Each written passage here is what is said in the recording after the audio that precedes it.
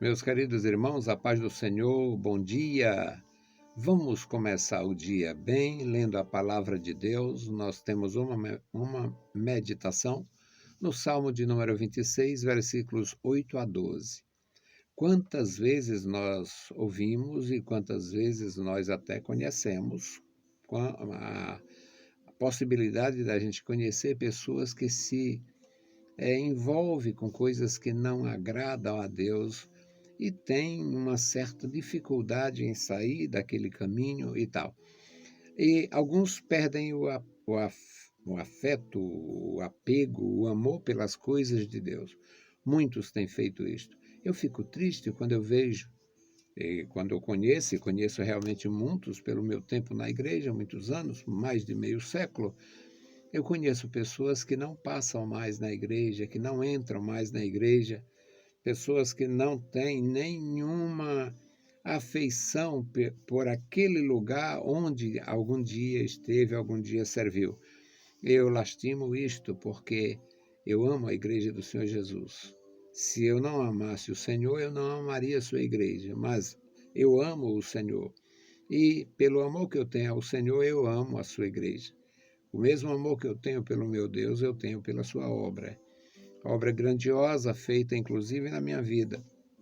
Então, eu tenho muito amor pela Igreja do Senhor Jesus. Tenho experiências interessantes de passar numa igreja onde já visitei, onde já preguei, onde já servi. E é aquela sensação maravilhosa. Eu realmente não tenho reservas contra a Igreja do meu Senhor, contra a família de Deus. E o salmista tinha no seu coração esta alegria de servir a Deus, a alegria de amar a obra de Deus. E neste salmo nós vamos aprender com o homem segundo o coração de Deus. Salmo de número 26, versículos 8 a 12. Senhor, eu tenho amado a habitação da tua casa e o lugar onde permanece a tua glória. Não ponhas a minha alma com a dos pecadores, e nem a minha vida com os homens sanguinolentos, em cujas mãos há malefício, e cuja mão direita está cheia de subornos. Mas eu ando na minha sinceridade, livra-me e tem piedade de mim. Os meus pés está posto, o meu pé está posto em caminho plano. Nas congregações louvarei ao Senhor. É uma leitura, meus amados irmãos, para a gente pensar e se colocar no lugar daquele adorador. A palavra de Deus nos ensina muito a respeito do coração humano. Aquele homem tinha um prazer muito grande na obra de Deus. É bom a gente lembrar, não podemos esquecer, que foi dele a ideia e Deus aprovou, montou embora ele não tenha construído, mas foi dele a ideia de transformar o tabernáculo móvel, onde eram mantidos os elementos, os objetos da revelação divina, em um templo. E não temos argumento dele nas Escrituras, mas eu posso imaginar ele saber que os filisteus, que ele conhecia muito bem, tinha templos magníficos para os seus deuses inúteis. Os gregos tinham templos magníficos, muito embora ainda não fossem famosos nos dias de Davi, mas os gregos tinham templos magníficos. No Egito existia templos magníficos para os seus deuses inúteis, até para os animais. Deuses não humanos, ou sem formato humano, como o besouro, a cobra, o carneiro e tal. Ele sabia muito bem, ele conhecia muito bem o Líbano, ele conhecia muito bem Sidom e Tiro. E no Líbano tinha, em Sidom tinha, em Tiro tinha templos magníficos dedicados aos deuses inúteis, aos deuses inanimados, inexistentes. E ele, sem argumentos, a respeito disto, ele decidiu criar um templo para substituir aquele tabernáculo móvel onde eram guardados os símbolos da revelação do nosso Deus. E ele, que tinha muitas vezes frequentado, ido lá na tenda sacerdotal e conversou, também através dele houve uma grande dificuldade, porque ele estava fugindo e passaram lá uma ideia que o sacerdote estava protegendo ele contra o rei, e houve morte por causa dele e tudo. Mas ele tinha firmeza e ele tinha consciência da sua vida espiritual. Senhor, eu tenho amado o lugar da tua habitação. Eu tenho amado, eu amo o lugar onde permanece a tua glória. Era uma referência ao santuário, ao tabernáculo. Não apanhes ou ponha a minha, tem uma versão que diz não colhas, não apanhes a minha alma com a dos pecadores, não me dê a mesma destinação dos ímpios, nem a minha vida no mesmo nível de homens violentos, sanguinolentos, em cujas mãos há malefício e em cuja mão direita, a mão direita está cheia de subornos, bens mal adquiridos, fruto da perversidade e da corrupção. Mas eu ando na minha sinceridade, livra-me e tem piedade de mim.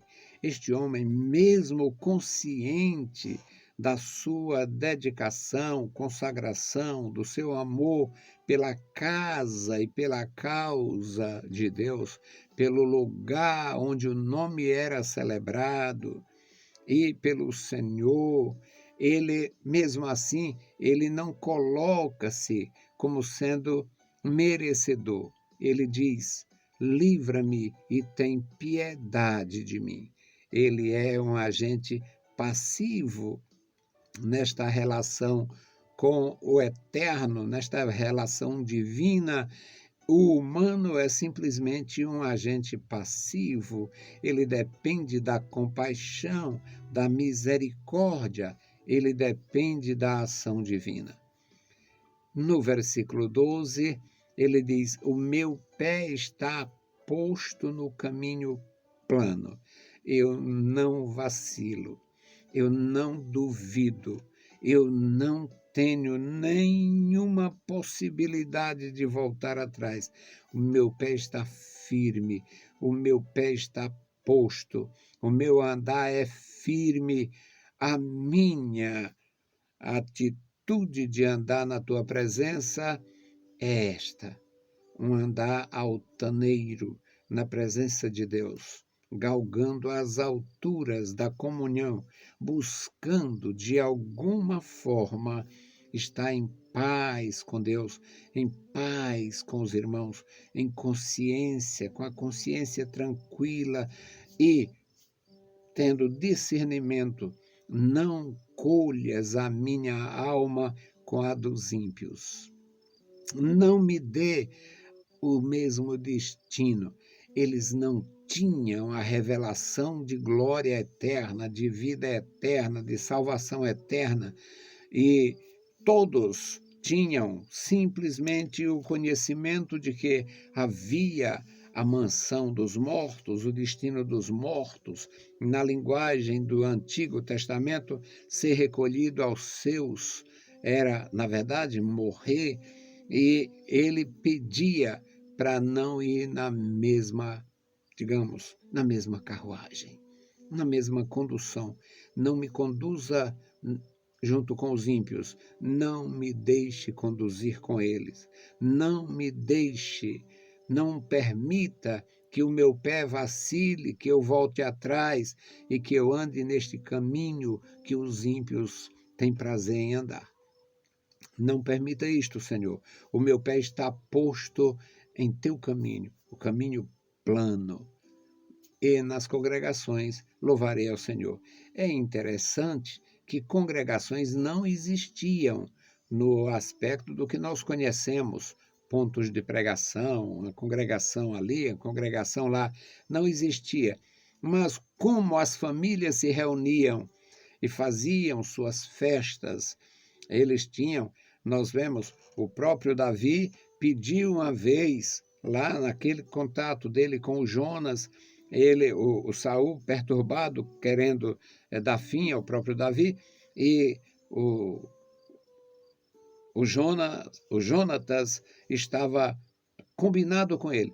Se o meu pai sentir falta de você na ceia dos conselheiros, ele certamente vai me perguntar e eu vou dizer que permiti. Você me pediu e eu permiti que você fosse para a festa da família, para o jantar da sua família, porque existia. Então, esses encontros de família, esses encontros importantes realizados pelo clã, eram vistos como congregações. Era agradável para eles. Naquele contexto de Davi e Jonatas, na verdade, era uma desculpa para justificar a ausência de Davi, mas ele estava se ausentando por medo da traição do rei perturbado e não simplesmente pela necessidade de ir. Mas era comum as pessoas se juntarem nos seus clãs, no lugar da sua família, da sua parentela. Então, o salmista sabia que tinha um compromisso com Deus e este compromisso seria celebrado nas reuniões onde estivessem congregados os adoradores. Que Deus possa abençoar cada um de nós, meus amados irmãos, e que a gente tenha esta qualificação espiritual, esta consciência. Não seremos colhidos com os ímpios, não temos a herança dos ímpios, não teremos o destino dos ímpios, porque estamos firmados no Senhor e amamos a habitação da sua casa, amamos o lugar da sua presença e do seu reino. Deus possa guardar as nossas vidas. Bendito o Senhor. Pai amado, Pai santo, Senhor da glória, nós te louvamos, bendizemos, agradecemos. Abençoa os meus irmãos, dá graça, Senhor. Neste dia, ó Deus, dá graça a cada um, consagrando, Senhor, os meus irmãos, dando mais graça, mais prazer, mais alegria em estar na tua presença, em participar da tua obra, em congregar, em te servir em conjunto uns com os outros. Em nome de Jesus Cristo, nós te pedimos. Amém. A paz do Senhor, meus amados irmãos, e bom dia.